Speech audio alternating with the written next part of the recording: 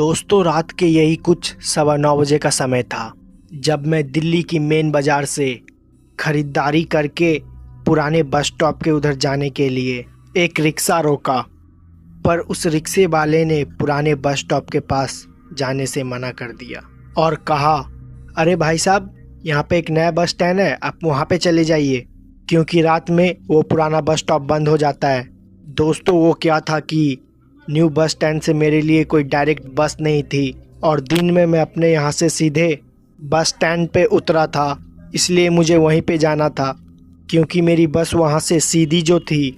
लिहाजन उस रिक्शे वाले से मैंने कहा, रात में वो बस स्टैंड बंद क्यों हो जाता है? वहाँ कोई भूत वूत घूमता है क्या? पहले तो वो रिक्शे वाला मेरा बात सुन के थोड़ा सा मुस्कुराया और फिर बोला, अगर भाई साहब वहाँ पे भूत घूमते ना तब तो ठीक था, लेकिन वहाँ कुछ ऐसा है, एक बार कोई इंसान देख लेता है और उसका मुंह दोबारा नहीं खुलता और सदमे में जाके अपनी जान गंवा देता है या फिर उसका कलेजा फट जाता है। मुझे उस रिक्शे वाले की बेतुकी बातों पर एकदम भी विश्वास नहीं हुआ, इसलिए मैंने उसकी बातों को नज़रअंदाज किया। अपना सामान लेकर बस स्टॉप की तरफ निकल गया। मैंने और भी कई बार उस बस स्टैंड से बस पकड़ी थी, बस स्टैंड की तरफ निकल पड़ा। मैंने और भी कई बार उस बस स्टैंड से बस पकड़ी थी, बस उस सफ़र में इतना ही फ़र्क था, इस बार मैं रात में जा रहा था और लिहाजन में मैं उस रिक्शे वाले की बातों को नकारते हुए और अपना सामान लेकर उस बस स्टैंड की तरफ निकला। यहाँ से करीब 1 किलोमीटर दूर था। आसमान पूरी काले अंधेरे घनों में निपट गया था। बाजार की हल्की फुल्की रोशनी उस बस स्टैंड के पास नहीं पहुँचती थी। जैसे ही मैं पहुंचा, वो जगह मुझे एकांत में नज़र आई। उस जगह पे चारों तरफ सिर्फ और सिर्फ अंधेरा पसरा हुआ था, पर मुझे इस चीज़ से कोई मतलब नहीं था, इसलिए मैं वहाँ पर जाकर एक बेंच पे थोड़ी देर बैठ गया। अब मुझे इसी चीज़ का इंतज़ार था कि बस कब यहाँ पे पहुँचे, मैं कब यहाँ से निकलूँ। मैं वहाँ पे बैठा ही था कि मेरी नज़र अचानक एक चमकीली चीज़ पे पड़ी। जो बस स्टैंड से महज थोड़ा सा आगे एक चमकीली चीज़ नज़र आ रही थी, उसको देखकर मैं अचानक से हैरान हो गया। फिर मैं उठा, उस चीज़ की तरफ बढ़ने लगा। ऐसा लग रहा था जैसे कि वहाँ पे कोई कांच का टुकड़ा चमक रहा हो, लेकिन हैरानी तो इस बात की थी, जहाँ पर वो चीज़ चमक रही थी वहाँ पे लाइट की रोशनी भी नहीं थी। मैं जैसे ही वहाँ पे पहुँचा, वहाँ का दृश्य देखकर मैं तो हैरानी हो गया।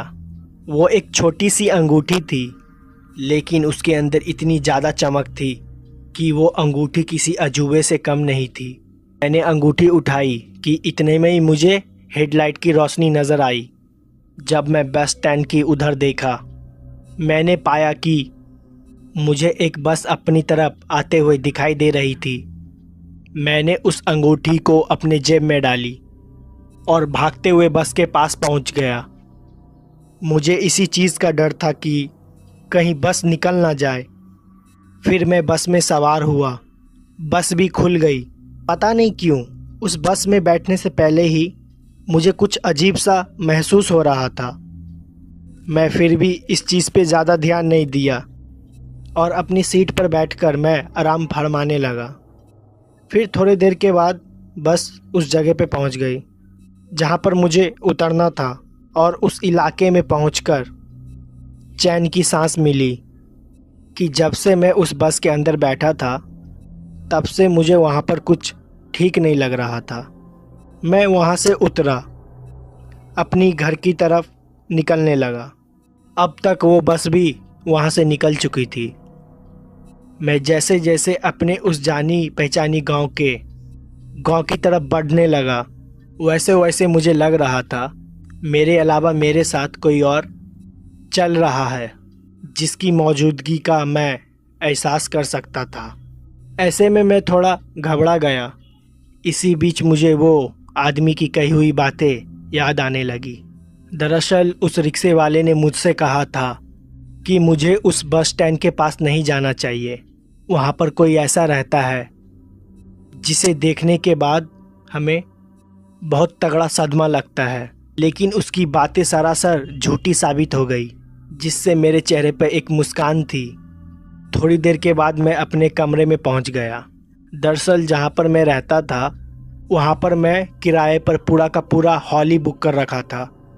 मेरा गांव यहां से करीब 17 किलोमीटर दूर था और मैं अपने घर वालों से अलग इसलिए भी रहता था क्योंकि मुझको दुकान का काम करना पड़ता था।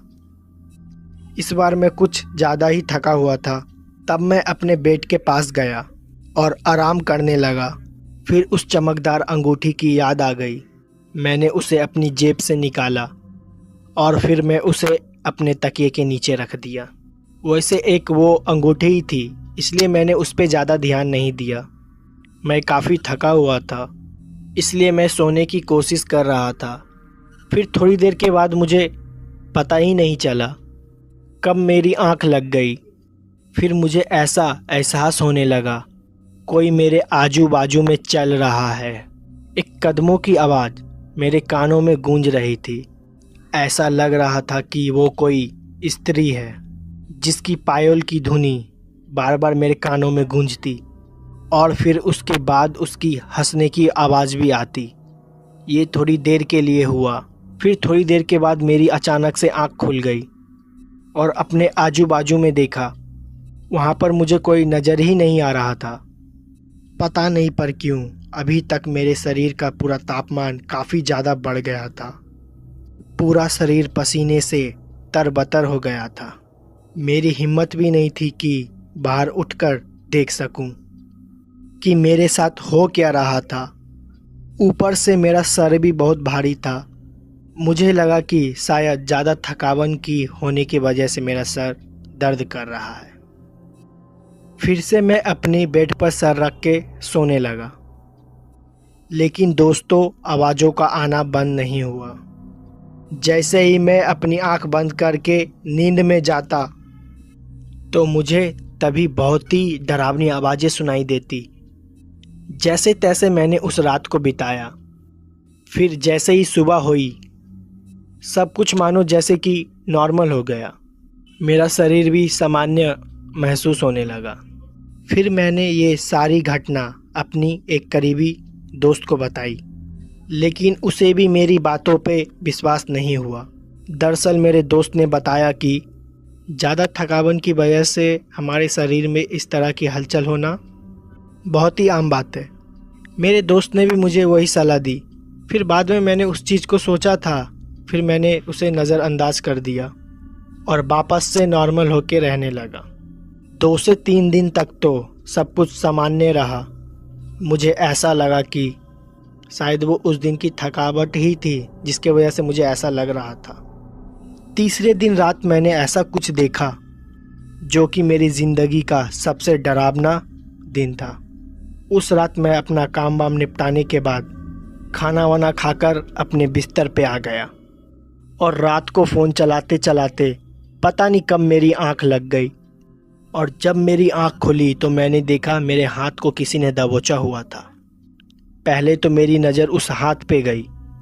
मेरे बाएं हाथ को दबोच रखा था।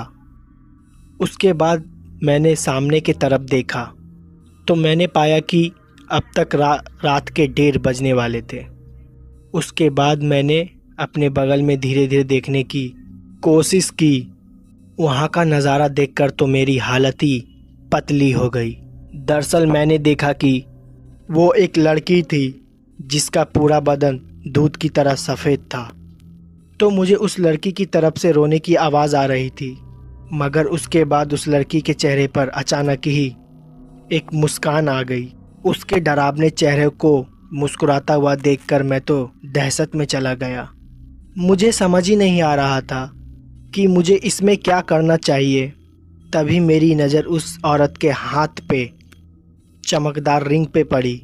उसको देखकर मैं सारा माजरा अच्छी तरह से समझ गया कि आखिर मेरे साथ क्या हुआ था कि और आगे मुझे क्या करना था कि मैं उठने की हिम्मत तो करता पर उठ नहीं पाता और उस जगह से खड़ा नहीं हो पाता।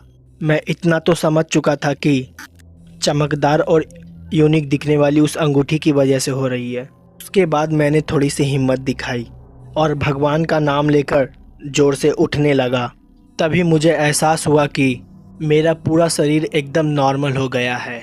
फिर अचानक ही मेरी आंख खुली। मुझे मालूम ही नहीं कि वो मेरा बुरा सपना था या हकीकत, या फिर मेरे साथ सच में कुछ ऐसा कुछ हुआ था। लेकिन उस रात मैं समझ गया था कि किस लिए मेरे साथ इस तरह की अजीब चीज़ हो रही थी। फिर उसके बाद मैं उठा, इधर उधर देखने लगा। मेरी हिम्मत नहीं थी कि अब उस बेड के ऊपर मैं लेटा रहूं, और घूमते फिरते हुए किसी तरह मैंने उस रात को बिताई। और जैसे ही सुबह हुई और हमारे ही गांव के पुजारी के पास सीधा चला गया। गांव के पुजारी के पास पहुंचने के बाद पता चली, ये सुनकर तो मेरी होश ही उड़ गए। दरअसल गांव के पुजारी ने मुझे बताया कि इसी काली शक्ति का साया है, और वो कोई मामूली शक्ति का साया नहीं है, भयानक ताकत है जो दिन पर दिन मेरा खून चूसती जा रही है। और अगर ऐसा ही चलता रहा महज 10 से 15 दिन में मेरा शरीर पूरा सूख जाएगा। अगर मुझे उस काली शक्ति से बचना है, अंगूठी के साथ किसी तंत्र मंत्र चीज को उसी जगह गाड़ना होगा जहां से मैंने उस अंगूठी को उठाया था। और उस टाइम रात के 12 बजने चाहिए। दोस्तों, पंडित जी का बात सुन के मेरा दिमाग ही हिल गया, क्योंकि मेरे अंदर इतनी हिम्मत नहीं थी कि वापस से उस बस स्टैंड के पास जाऊं, और वो भी रात के समय।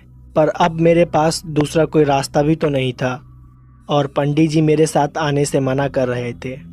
लेकिन फिर पंडित जी ने मेरे साथ आने को हाँ कर दिया, जिससे मुझे थोड़ी हिम्मत मिल गई। मैं जानता था जब तक पंडित जी मेरे साथ होंगे तब तक मेरा कोई कुछ भी नहीं बिगाड़ सकता। फिर अगली रात शनिवार की रात थी, और हमें भी उसी रात का इंतज़ार था। लेकिन मैं आज की रात से भी घबराया हुआ था, क्योंकि मैं इस बात को अच्छी तरह से जानता था कि वो भयानक शक्ति मेरे साथ कल से भी ज़्यादा भयानक करने की कोशिश करेगी।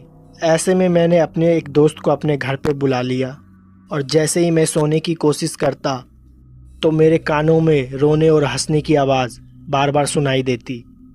ऐसे में मेरा सर काफ़ी भारी होने लगा। तमाम कोशिश के बावजूद भी मैं सो ही नहीं पाया। और उसके बाद जैसे ही सुबह हुई और मुझे चैन की सांस मिली, क्योंकि मुझे किसी भी तरह से रात काटनी थी। और जैसे ही मैं उस अंगूठी को बिस्तर के उधर उधर ढूंढने की कोशिश किया, तभी मैंने पाया कि वो मेरे सिराने पड़ी हुई थी। उसकी चमक वैसे ही अभी भी बनी हुई थी। रात के लगभग 10 बजे के आसपास पंडित जी के साथ टैक्सी में उस बस स्टैंड की तरफ रवाना हुआ। मुझे डर तो बहुत लग रहा था, लेकिन इस काम को करना भी बहुत ही ज़रूरी था, वरना बात मेरी जान पर आ सकती थी। हम जैसे ही उस बस स्टैंड के पास पहुंचे, वहां का सन्नाटा देखकर हर किसी की हालत खराब हो जाए। उसके बाद उस पुजारी ने मुझको रुकने को कहा। थोड़ी देर तो हम लोग वहीं पे बैठकर इधर उधर देखने लगे। फिर जैसे ही रात को 12 बजने को आई, तभी उस पुजारी ने लंबी सांसें लेते हुए कहा, देखो बेटा, तुम्हारी ज़िंदगी और मौत आपस में टकराने वाली है। अगर तुम इस काम को ढंग से नहीं किया तो तुम्हें यहीं पे अपनी जान गंवानी होगी, और अगर ये काम तुमने ठीक से कर लिया तो भी तुम्हारे साथ कुछ ऐसा होगा उसके बारे में तुमने कभी पहले सोचा भी नहीं होगा। इसीलिए तुमको सोच और समझ के कदम उठाने हैं। दोस्तों, उसके बाद उस पुजारी ने मेरे हाथ में नारियल दिया, और उसके बाद वो अंगूठी दी। उस नारियल के ऊपर खून के कुछ छींटे थी। शायद वो छींटे इसलिए भी थी, शायद किसी भी बुरी शक्ति को अपनी ओर आमंत्रित किया जाए। जैसा उस पुजारी ने मुझे बताया था, मैं वैसे उस नारियल के साथ चमकता हुआ अंगूठी को लेकर आगे की तरफ बढ़ने लगा। मैंने कभी सोचा ही नहीं था कि मेरी ज़िंदगी इस पड़ाव पर पहुंच जाएगी। फिर मैं धीरे धीरे अपनी कदमों के साथ उसी जगह पे पहुंच गया जहां से मैंने उस अंगूठी को उठाया था। पता नहीं मुझे क्यों ऐसा लग रहा था कि मेरे साथ साथ कोई और भी है, जिसके होने का मुझे एहसास हो सकता था, लेकिन मैं उसे देख नहीं सकता था। मैं जैसे ही ठीक उस जगह पे पहुंचा तो मैंने उस नारियल के साथ ठीक उस अंगूठी को वैसे ही रख दिया जैसा कि उस पुजारी ने मुझको बताया था। जैसे ही मैं उस नारियल के साथ अंगूठी को रखा, वैसे ही पूरी धरती कांपने लगी और वैसे ही अंदर से एक हाथ बाहर निकला, धूल को फाड़ कर। जैसे ही वो हाथ बाहर निकला, डर के मारे मेरा शरीर पूरा पसीना छोड़ने लगा। मैं तुरंत ही मुड़ा और वहाँ से भागने लगा। दरअसल उस पुजारी बाबा ने मुझको बताया था कि ऐसा होते ही मुझे वहाँ से सर पर दौड़ लगानी है, सीधा जाकर गाड़ी में बैठ जाना है। फिर ठीक मैंने वैसा ही किया। जैसे ही मैं गाड़ी में आकर बैठा, पुजारी बाबा ने मुझे कुछ नियम बताए। उस नियम का ध्यान रखना था और उसके बाद गाड़ी स्टार्ट हुई और हम सभी घर लौट आए। पर अच्छी बात यह थी कि उस दिन के बाद मैंने दोबारा उस तरह की कभी भी आवाज़ नहीं सुनी। और साथ ही इस घटना के बारे में मैं अपने कुछ दोस्तों को बताया। तब जाकर मुझको पता चला कि उस बस स्टैंड पर लगभग 7 साल पहले एक महिला की मौत हो गई थी। बदमाश लोग ने उनके गहने वगैरह चुराकर और साथ गलत काम कर लिया और उस दिन के बाद से उस महिला की उस बस स्टैंड पे अपनी कब्जा जमा लिया। पर उस बस स्टैंड पर रात को सोने चांदी चीज जैसी पड़ी हुई मिलती है, जिनको उठाने के बाद इंसान कभी भी सुखी नहीं रहता। फिर दोस्तों उसके बाद से मैं कभी भी रात को कभी भी उस बस स्टैंड की तरफ जाने की हिम्मत नहीं की। तो दोस्तों इस कहानी में बस इतना ही। अगर कहानी आपको पसंद आई हो तो वीडियो को लाइक शेयर कमेंट ज़रूर कर दें। मैं आपका दोस्त जल्दी ही मिलूँगा ऐसी फिर कोई घटना के साथ।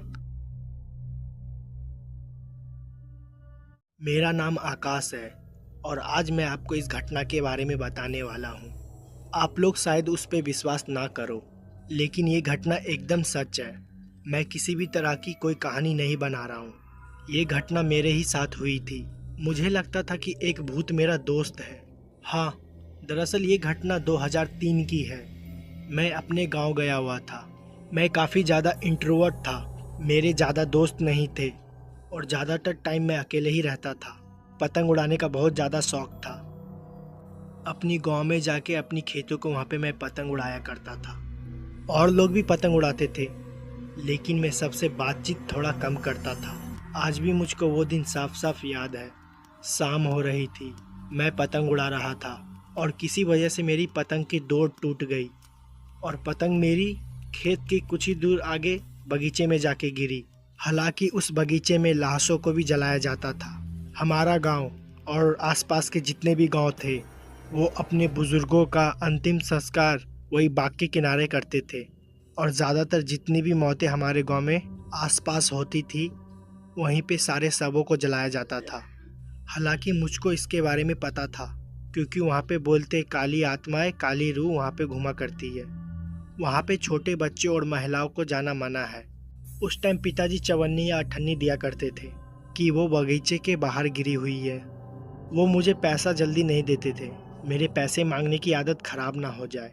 तो मैंने सोचा कि वो पतंग को जाके उठा के ले आता हूँ। मैं पिताजी से दोबारा पैसा नहीं मांगूंगा। मेरे दिमाग में क्या आया, मैंने अपनी चरखी वहीं पे छोड़ दी और उसी जंगल की तरफ पतंग उठाने के लिए चला गया। जब मैं वहाँ पे पहुँचा, पतंग वहाँ पे मुझे दिखी ही नहीं। मेरी पतंग जंगल के अंदर थी। हालांकि संटी और डोर जो पतंग में बंधी हुई थी, साफ साफ देख सकता था कि पेड़ पे से होते हुए नीचे ज़मीन पे आके गिरी है। मैंने सोचा कि वो धागा मैं खींचूंगा तो बाहर आ जाएगी, लेकिन वो पतंग जंगल के अंदर ही थी। वो मुझे साफ साफ दिखाई दे रही थी। वो एक पेड़ के ऊपर फंसी हुई थी क्योंकि वो पेड़ काफ़ी ज़्यादा बड़ा था। मैं चाहकर भी उसको उतार नहीं सकता था और मैं उस पेड़ पे चढ़ने के लिए काफ़ी ज़्यादा छोटा। मैंने अपनी उम्मीद को वहीं पे तोड़ा। फिर मैं वापस अपने घर की ओर जाने लगा। मैं जैसे ही घूमा, मुझे पीछे से आवाज़ आई कि ऐसी आवाज़ जैसे कि किसी ने मुझे इशारा किया हो। इस आवाज़ को सुनते ही मैं तुरंत पीछे घुरा। मुझे कोई भी नहीं दिखा।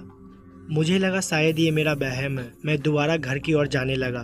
तभी वो पतंग जो बहुत ऊपर फंसी हुई थी वो देखते ही मैं एकदम चौंक गया। हालांकि पतंग हल्की फुल्की फट भी गई थी, उसका छूटना एकदम भी नामुमकिन था। वो नीचे कैसे आई, हालांकि मुझको इसके बारे में कुछ भी नहीं पता था। खैर, मैंने सोचा मैं इस पतंग को जोड़ लूंगा और मैंने ज़्यादा ध्यान नहीं दिया और मैंने पतंग को उठाया और उसकी फंसी हुई रील को दोबारा खींचने लगा और लपेटने लगा। तभी मैंने देखा उस बाग के अंदर रील को हाथों में लपेटने लगा। मैंने उस रील को काफी जोर से पकड़ा हुआ था। तभी मैंने देखा उस बाग के अंधेरे तरफ से किसी और चीज ने पकड़ा हुआ और वो रील हवा में थी। ने पकड़ी हुई थी, मुझे कुछ भी समझ नहीं आ रहा था। पहले शायद लगा पेड़ की किसी टहनी में वो फंसी हुई है, तो मैं उसको खींचने की कोशिश कर रहा था। लेकिन ताजुब तो तब मुझे हुआ जब उस रील को अंधेरे से भी कोई खींचने लगा। मैं काफी डर गया था। मैंने उस रील को वहीं पे छोड़ दिया, लेकिन वो रील उस पतंग में ही फंसी हुई थी और पतंग को दोबारा लेके भागने लगा। अंदर से दोबारा किसी ने पतंग को खींच लिया। उस पतंग को उठाने के लिए जैसे मैं दोबारा उस जंगल की तरफ भागा, मुझे अंदर से एक आवाज आई कि जंगल के अंदर आओ, मैं कुछ दिखाता हूँ। और वो आवाज एक बच्चे की थी। मैं उस आवाज को साफ साफ सुन सकता था और ये मेरा कोई भी वहम नहीं था। उस आवाज को सुनने के बाद मैं एकदम चौंक सा गया। मैं काफी ज्यादा डर गया था। जंगल के अंदर मुझे काली परछाई भी दिखाई दे रही थी, जो कि एक बच्चे की थी। उसकी हाइट और मेरी हाइट लगभग सेम ही थी। मैं काफी ज्यादा डरा हुआ था। मैं अंदर नहीं गया और वापस घर की तरफ भाग के चला गया। इस घटना के बारे में मैंने किसी से बताया नहीं, क्योंकि मुझे मेरी मम्मी पापा पक्का डांटते, क्योंकि उस तरफ सबका जाना माना था और मैं उसी तरफ गया हुआ था। अगले दिन दोबारा मैं उसी जगह पे था। पता नहीं मेरे दिमाग में क्या आया, सोचा कि उस बाग की तरफ मैं दोबारा जाऊं। हो सकता है मेरी पतंग दोबारा मुझे वहीं पे पड़ी मिल जाए। मैं दोबारा उस बाग की तरफ गया तो मैंने देखा कि मेरी पतंग वहीं पे गिरी पड़ी हुई थी और उसमें फंसी हुई पतंग की रील जंगल के अंदर गई हुई थी। मैंने चुपचाप उस पतंग की फंसी हुई रील को तोड़ा और पतंग को लेके वापस आने लगा। तभी मुझे दोबारा उसी की आवाज आई कि तुम फिर आ गए, आओ तुम, मैं कुछ दिखाता हूँ। और इस बार वो आवाज मैंने सच में सुनी थी। मेरा कोई वहम नहीं था, लेकिन मैं कभी भी जंगल के अंदर नहीं गया। मैंने उससे बात करने की कोशिश भी की कि तुम कौन हो और जंगल के बाहर क्यों नहीं आते हो। उसने कहा मैं तुम्हारा दोस्त हूँ और वो एक भूत था। मुझे अपने कानों पे विश्वास नहीं हो रहा था। उससे बात करते वक्त मुझे ऐसा लग रहा था कि मैं कोई सपना देख रहा हूँ। मैं फिर वहाँ से चला गया। फिर मैंने इस घटना के बारे में अपनी मम्मी को बता ही दिया। मम्मी मुझ पे तुरंत गुस्सा करने लग गई, आखिर तू उस तरफ गया ही क्यों था। उन्होंने ये बात पापा को बता दी और पापा भी मुझ पे गुस्सा करने लगे। अजीब तो तब हुआ जब मैं रात को अपने कमरे में सो रहा था। हालांकि मुझे कोई भी दिखाई नहीं दे रहा था और वो आवाज़ मुझे फिर से सुनाई दी।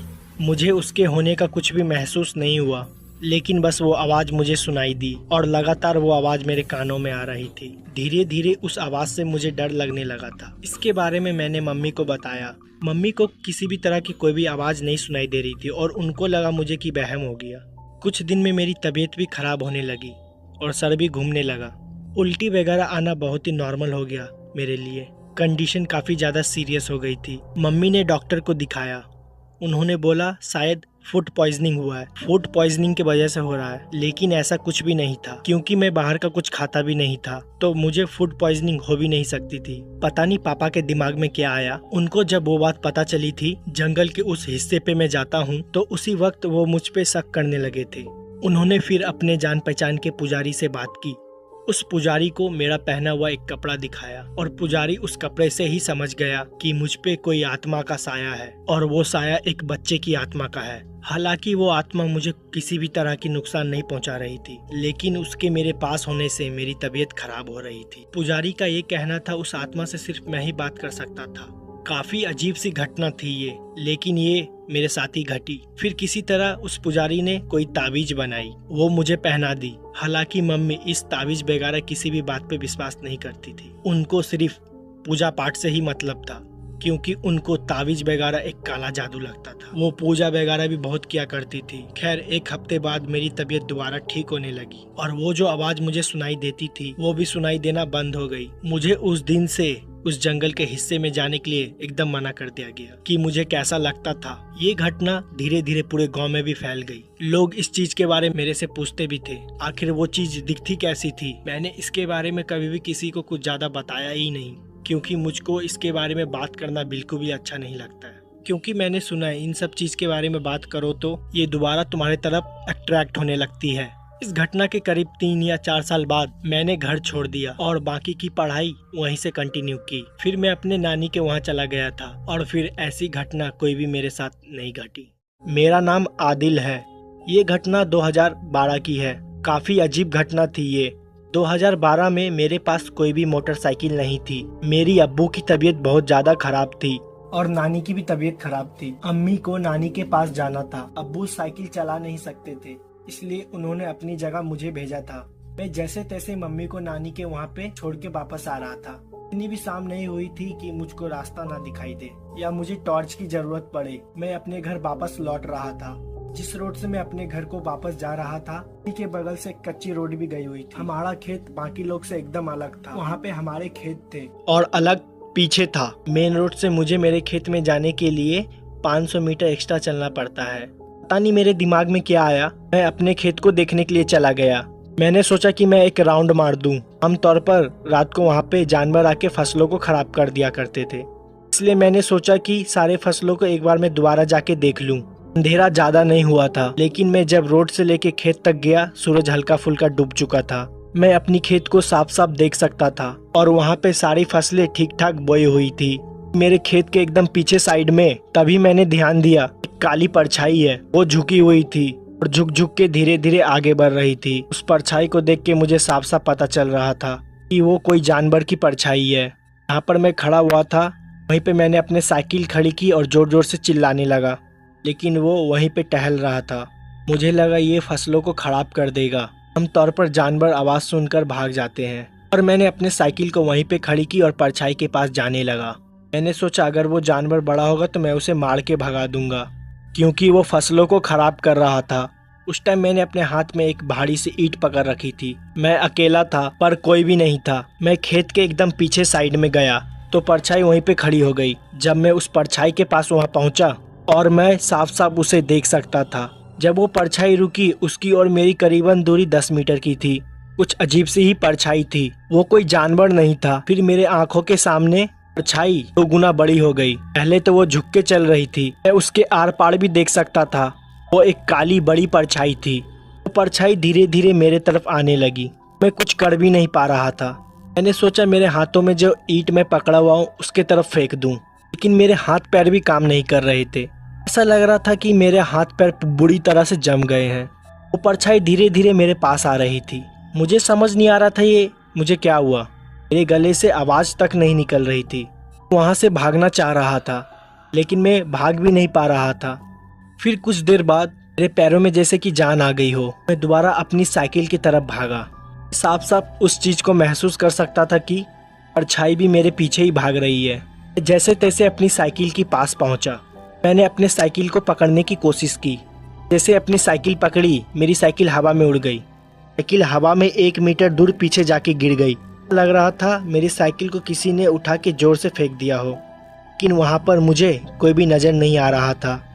इतना ज़्यादा डर गया था कि मैंने अपनी साइकिल को वहीं पे छोड़ दिया, रोड की तरफ चिल्लाते हुए भागने लगा। ऐसा महसूस भी हो रहा था कि मेरे पीछे कोई भाग रहा है। किसी ने मेरे कंधे को छूने की कोशिश की है। मैं मेन रोड के पहुंचा, पे ही जाके नीचे बैठ गया। तभी लोग वहां से आ जा रहे थे। जान पहचान के एक दोस्त थे, उन्होंने मुझे देख लिया। उन्होंने उसी वक्त अपनी साइकिल रोकी और मेरी हालत के बारे में पूछा। मैं उन्हें सब चीज़ बताई।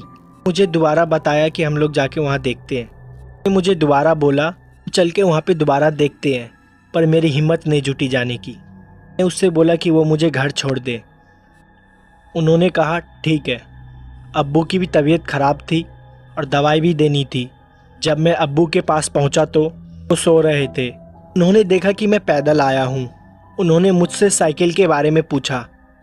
मैंने उनसे कहा कि साइकिल मेरे एक दोस्त के पास है, कुछ देर में वो मुझे साइकिल लाकर दे जाएगा। वो जिन्होंने मुझे मेरे घर तक पहुंचाया था, वो बाद में मेरे दोस्त के साथ मेरे खेत पे परछाई को देखने के लिए गए। उन्होंने बताया कि वहाँ पे कोई भी परछाई नहीं दिखी और मेरी साइकिल वहाँ रोड पे ही पड़ी हुई मिली। मैंने उन्हें बताया कि ये जो घटना मेरे साथ घटी ये एकदम सत्य थी। हालांकि वो मेरे बात पे विश्वास कर रहे थे। मैं मन ही मन सोच रहा था कि वो सोच रहे होंगे कि मैं झूठ बोल रहा हूँ या मुझे किसी तरह का कोई वहम हुआ है। वो मेरी साइकिल वापस लाके मुझे दे गए और इस घटना को अगले दिन मैंने अपने अम्मी को भी बोला।